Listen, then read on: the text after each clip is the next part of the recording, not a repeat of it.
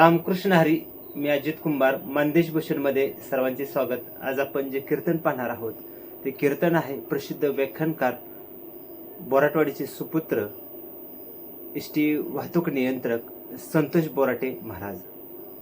मान तालुक्यातील तेलदरा येथे गेल्या 34 वर्षापासून अखंड हरिनाम सप्ताह सुरू आहे आणि या सप्त्यामध्ये संतोष बोराटे महाराज यांची कीर्तन सेवा झालेली आहे.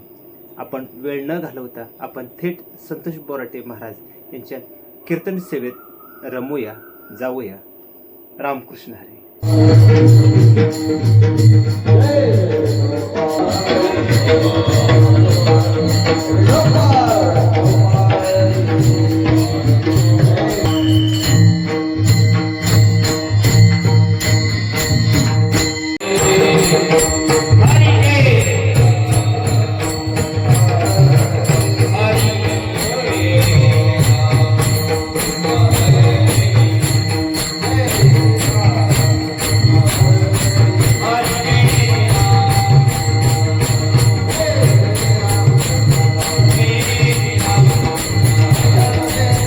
क्षणोक्षणी हाची करावा विचार,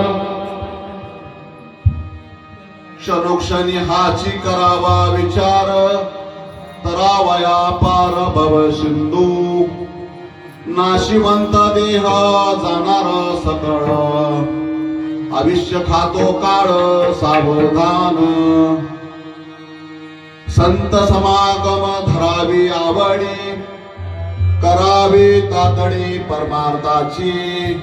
नाशिवंत देह जाणार सकळ, आयुष्य खातो काळ सावधान.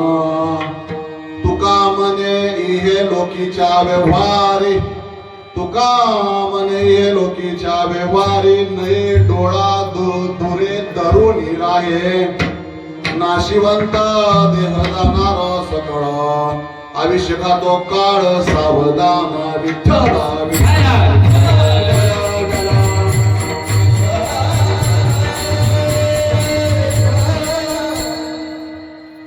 प्रस्तुत प्राप्त प्रसंगी प्राप्त स्थळी मौजे तेलदरा श्री संत शिरोमणी सावताबाबांच्या 731व्या पुण्यतिथी निमित्त थोडा जरा नॉर्मल आवाज.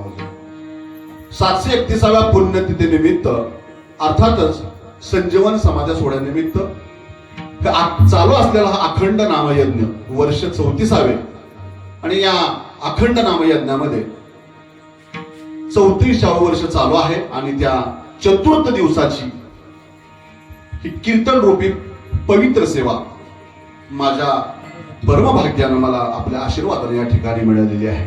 आपण जो अभंग घेतलाय तो अभंग 350 वर्षापूर्वी तुकाराम महाराजांनी लिहिलेला आहे. तुकाराम महाराजांचं चरित्र वाचल्यानंतर, चरित्राचा अनुभव घेतल्यानंतर, त्याचा अभ्यास केल्यानंतर असं लक्षात येतं महाराज त्या काळची काय परिस्थिती असेल. तुकाराम महाराजांचं कुटुंब, मी अभंगाकडे येणार आहे, पण हा अभंग कुठल्या मनस्थितीत लिहिला असावा असं मला वाटतं. महाराज 350 वर्षापूर्वी त्यांच्या घरी महाजनकी होती, सावकारकी होती, फार मोठं त्यांचं दुकान होतं, कर्ज दिलं जात होतं, सुख वास्तू घर होतं, प्रचंड मोठे अंतकरणाचं तुकाराम महाराजांचं मन होतं आणि हे सगळं चालू होतं. तुकाराम महाराज त्यांना 2 भाऊ होते. आई वडील तुकाराम महाराज 17-18 वर्षाचे असताना आई वडील त्यांचे महाराज वारले.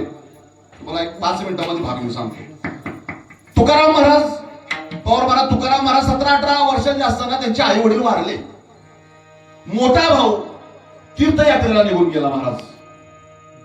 कुटुंबाची जबाबदारी तुकाराम महाराजांच्यावर आली. लोकांचं दुःख त्यांना बघवत नव्हतं. प्रचंड मोठा दुष्काळ पडलेला होता. त्राही दिशा तिरपट जनतेची चालू होती. करोडो मरत होती. रानामध्ये पीक नव्हतं, प्यायला पाणी नव्हतं. घाण खत त्यांनी 14 पोती घाण खताची भरलेली होती, त्यांनी इंद्रायणीमध्ये सोडून दिली.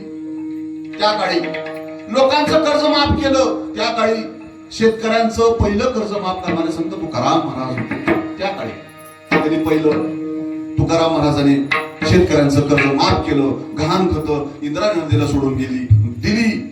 लोकांना मदत केली. धान्याची गोदाम कोठार त्यांच्याकडे असतील तेवढी त्यांनी लोकांना मदत केली, लोक जगवली, लोकांच्या खूप अपेक्षा होत होत्या.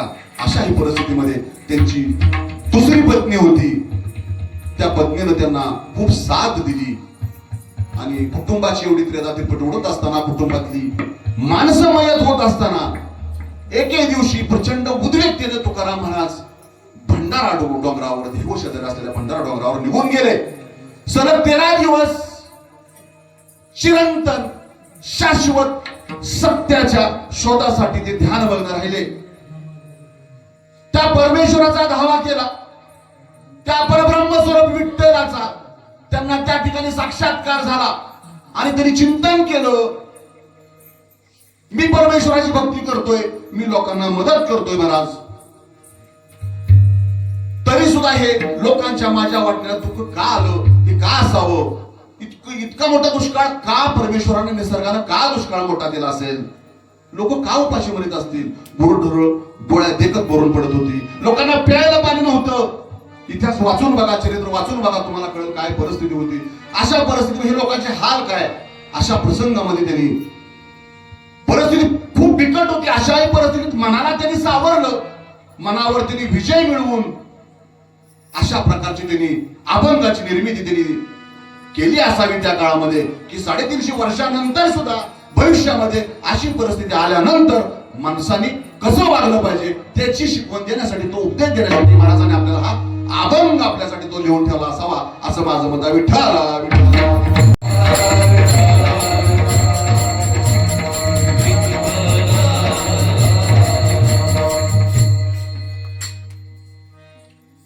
महाराज आपल्याला असं सांगतात, हा नरदेह एकदाच मिळतो, हा नरदेह आपल्याला एकदाच मिळणार आहे आणि हा जन्म मिळाल्यानंतर हा फुकट तुम्ही वाया घालवू नका. या जन्मामध्ये तुम्ही काहीतरी चांगलं केलं पाहिजे. 84 लक्ष योनी मात्रांमधून तुम्ही गेल्यानंतर तुम्हाला हा नरदेह मिळत असतो. तुम्हाला खरं सांगू, आपल्याला त्या शरीराची, त्या आयुष्याची आपल्याला कुठली तमा नाहीये, त्याचं टेन्शन आपल्याला नाहीये, त्याचा त्रास नाही. तुम्ही खूप विचार करून बघा, एखादा अवयव गेला, अपघात झाला, झोपून राहिला, मोठा आजार झाला, त्यानंतर कळतं की शरीराची किंमत काय आहे. हा नरदेह परत नाही. मग हा नरदेह मिळाल्यानंतर महाराज आम्ही काय केलं पाहिजे, साधक विचारतात, महाराज आम्ही काय केलं पाहिजे.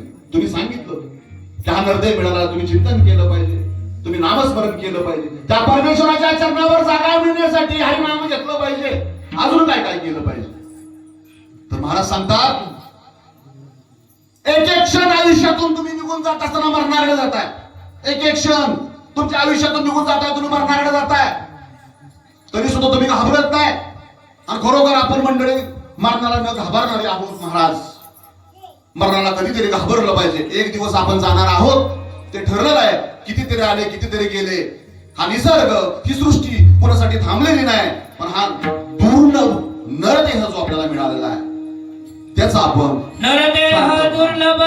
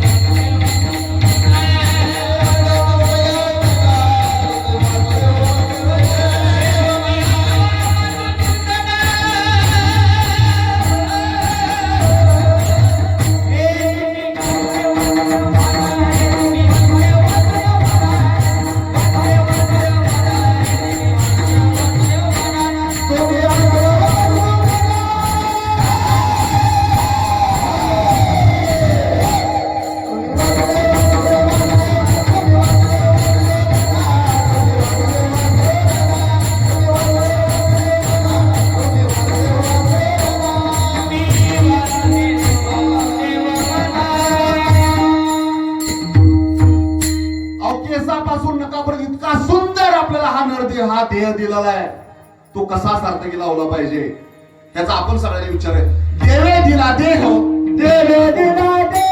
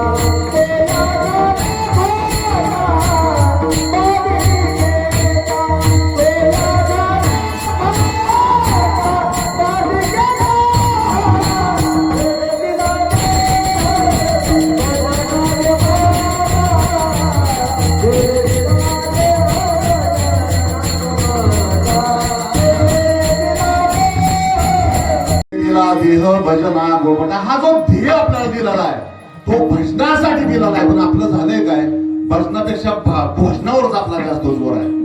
खातोय आपण 2-2, 3-3 टाइम. हाय काय त्या भजनाची काळजी कुणाला आहे? वेळेवर खातोय आपण सगळं.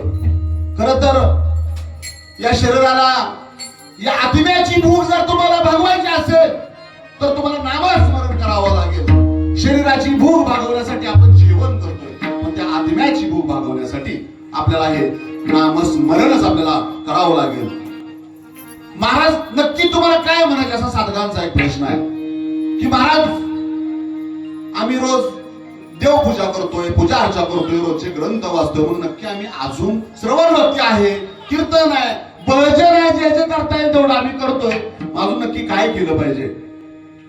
तुकाराम महाराज सांगतात, तुम्ही तुमचं हे आयुष्य असं वाया घालवू नका. हे आयुष्य तुम्हाला परत मिळणार नाही आणि हे तुम्हाला मिळालंय म्हणून हे तुम्ही सार्थकी तुम्ही लावलं पाहिजे.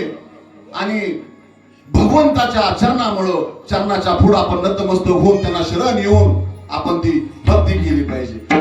पंढरीची वारी करा. भजन कीर्तनामध्येच आहे, तुम्ही नेहमीच ऐकताय, भजन कीर्तनामध्ये जावा, त्या ईश्वराची करुण भागा, ती पंढरीची वारी करा, आषाढी वारी करा, सगळ्या कार्तिकी असतील सगळ्या वाऱ्या तुम्ही करा, रममान व्हा, तुम्हाला आनंद मिळेल. असंच तुम्ही तिथं काम करा आणि हे दुसऱ्या जन्मामध्ये तुम्हाला मिळणार नाही. तुम्ही आत्ताच केलं पाहिजे. विचार करावा पार भविष्य क्षणाक्षणाला आपण विचार केला पाहिजे. काय विचार केला पाहिजे? महाराजांना सरळ सांगायचे, त्याचा भावार्थ असा आहे की क्षणाक्षणाला आपलं आयुष्य हे कमी होत आहे.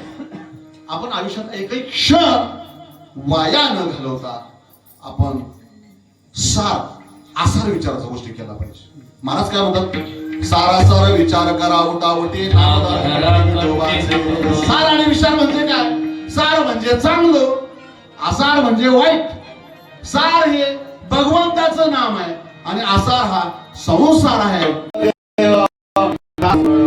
आयुष्य गातो काळ सर्व काळ. त्या म्हणतात संत समागमी धरावी आवडी करावी तातडी परमार्थाची. संत समागमी हे सगळे संत समाज, हे टाळकरी जरी असले, आमचे गुरु असले तरी सगळे संत आहेत आजचे.